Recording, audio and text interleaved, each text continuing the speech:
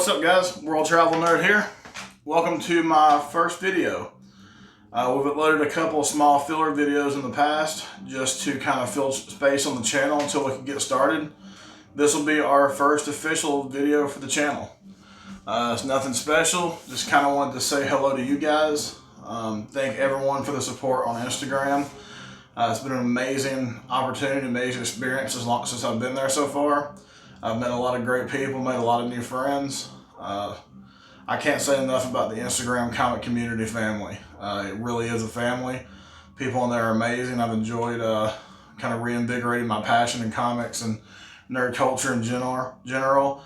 Talking to people in different facets of the culture, things that I never participated in or just collected myself, like Funkos. I've never been a Funko collector just because I already collect so much junk.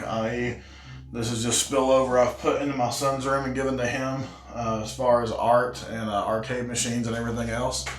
My whole house is a museum of nerd culture. Just kind of wanted to say hey to you guys, give you guys a preview of what to expect coming up on the channel, and share a couple pulls for one of my short boxes with you guys today. Just kind of give you all an idea of some of my favorite books out of my collection. As far as coming up on the channel, things y'all can look forward to and ventures we're going to be looking into. I'm going to be looking to move my debate series. I will still be doing it on my Instagram channel, but I want to get some other friends in the community sitting down with me, and we'll have weekly debates on different clashes, so to speak, in nerd culture. For example, some of the ones we've done so far, Doomsday versus the Hulk, two immortal just powerhouses. Who do you think would win and why? My most recent one, which was surprisingly one-sided, I thought it'd be a lot closer, was Homelander versus Brightburn. Two Superman-esque beings with the exact same skill set and powers, who are both psychotic evil, just crazy bastards. But glad you guys are tuning in. Other things to look forward to and check out coming up on the channel. I'm going to be going, as my name says, World Travel Nerd. My other big passion besides collecting, spending time with my family and friends, is getting out traveling and seeing the world. I'm constantly going places, which COVID has put a stop to a lot of that. This year has definitely slowed my traveling, my outdoor adventures and stuff down. But I'm looking to combine my two passions, hence the name I came up with, World Travel Nerd. And I want to start traveling the country, traveling the world to different places, going to different places in their culture that are kind of meccas, Mile High Comics, places like that.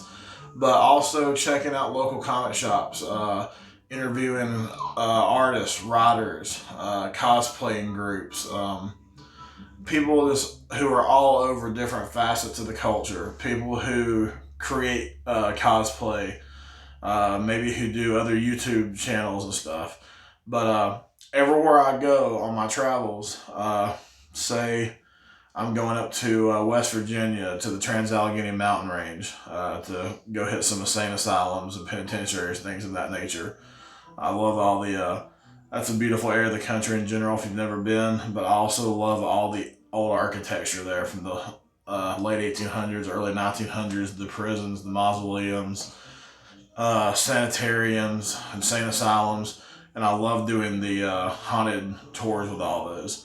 But I would love to go, when I go visit those areas, record a vlog of my travel, of waterfalls, of state parks, just of different things, highlighting my travels with you guys.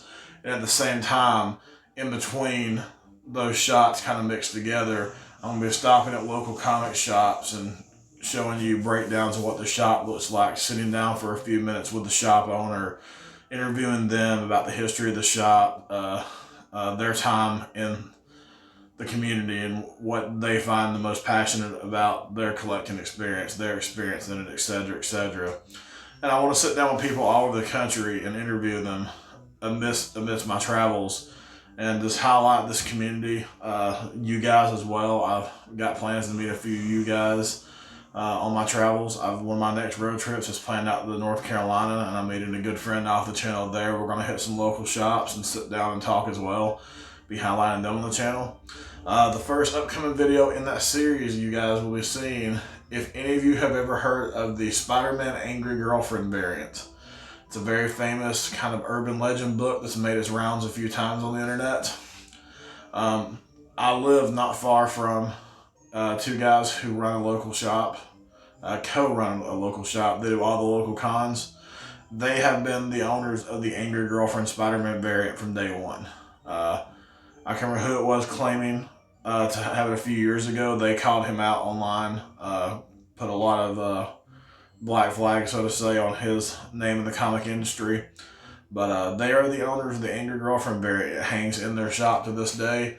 And I'm going to sit down, interview them, talk about their shop, talk about their time collecting, as well as show you guys in person me holding, and talk about what the Angry Girlfriend Spider-Man variant is for those of you who don't know. It's a very interesting story. Not as interesting as the internet's made it out to be, I will say that much, but still a very interesting story.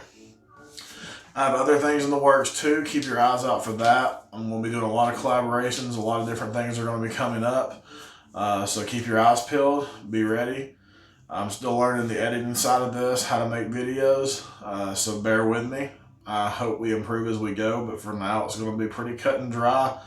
Probably a lot of learning, a lot of mistakes on the way, but that's how we grow. So without further ado, here's some of my favorite books from my personal collection. I have this Spider-Man sketch cover that my good friend Eddie Price did for me. I just said Spider-Man, Spawn, excuse me. One of my favorite B-list Marvel characters as a kid was Nightwatch. Nightwatch was literally a Spawn ripoff that Marvel did. So I always thought it'd be cool to have those two meet together. So I had a sketch cover done of Spawn meets Nightwatch. The Spider-Man Todd McFarlane covers. Just beautiful books. Always one of the highlights of my collection just because it's some of my favorite artwork. You can't beat the way Todd McFarlane did this massive webs. It was Spawn's cape and Spider-Man's webbing, so to speak. With a Spider-Man 36, the first appearance of Tombstone. Classic book. And the Spider-Verse has made it more popular. Bloodshot #1. Vin Diesel recently bringing that over to Netflix obviously made that a much more popular book. Venom Lethal Protector #1. Spawn #1. One of my favorite newer things lately, any Virgin variant that Clayton Crane has done, especially his Carnage and Symbiote variants. I absolutely love them.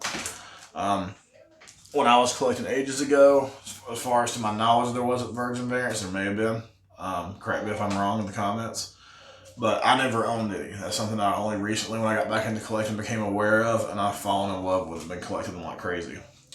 Daredevil, the God Without Fear. Love that storyline. Love the idea of him as Heimdall, a blind man, able to see everything happening in the multiverse. Power Rangers. I've always been a Power Rangers fan, so what more could you want than Tommy Oliver, Mr. Jason David Frank himself, fighting in front of the Megazords. Two books I got from that Spider-Man booth. Just love those variant covers, especially the Carnage Phoenix. Just an awesome cover that I love to add in my collection. Avengers vs. X-Men, issue number 53. Great Silver Age book. Marvel Age, Stan Lee. With the sad recent death of Stan Lee in recent time, that book has grown more near and dear to people and is going up in value. Tales of Suspense number 62. I actually got this book recently in a mystery box from Apocalypse Comics. Check him out. Great dude. Great friend of the channel. That is The Origin of the Mandarin.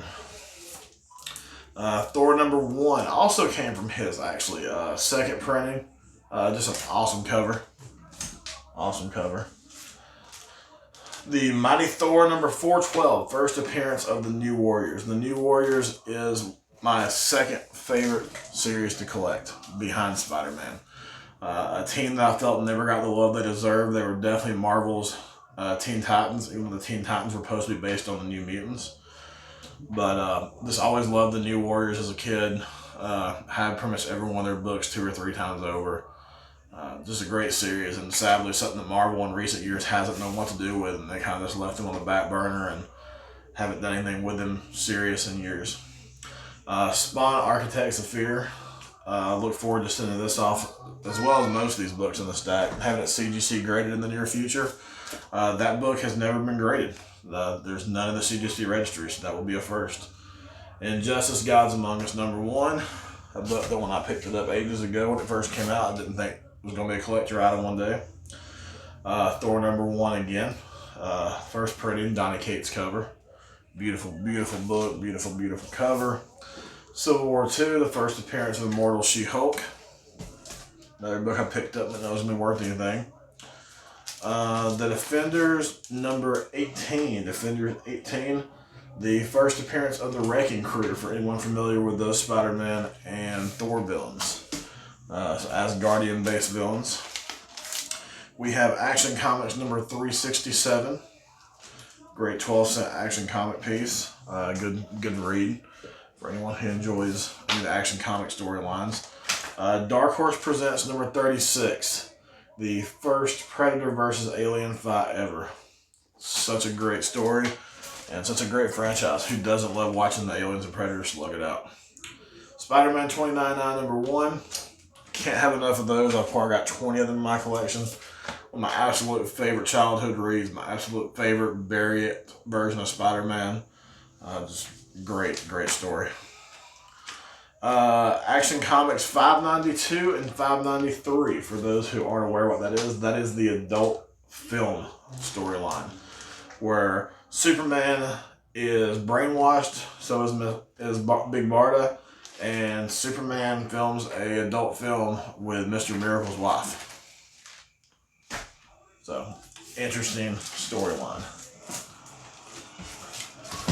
Got Uncanny X-Men 307, the Pressman variant, one of the gold Pressman variants. Found that in a dollar bin. Actually, it wasn't even a dollar bin. It was in a dollar bin that I bought out. I bought out an estate sale at $15 a box, and it was in one of the mini boxes that someone overlooked. And last but not least, not quite a high grade run. I wish it was a lot higher, but the lowest grade book in here is probably a 7.5 or an 8, and that's being pretty conservative. But the original 1978 Spectre run, his first series, Silver Age, all 10 issues of the 1978 Spectre run and high grade.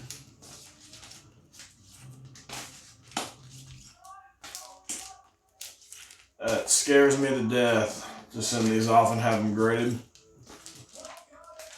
because there has never been a 1978 Silver Age Spectre #1 grade of 9.8. That one I know for sure is a 9.4 to a 9.6. I'm going to have it pressed and cleaned. And if it grades a 9.8, the estimated value on that book is almost $7,500. That scares me to death to send it off at the same time. Excites the heck out of me. But that ought to do it for this video, guys. Just wanted to kind of give you guys a baseline of where we're at and what the plan is. So thank you so much for tuning in, for checking out our channel. I look forward to seeing you guys again. Please like, comment, and subscribe. And follow me over on Instagram at WorldTravelNerd. Thank you so much, you guys, for tuning in.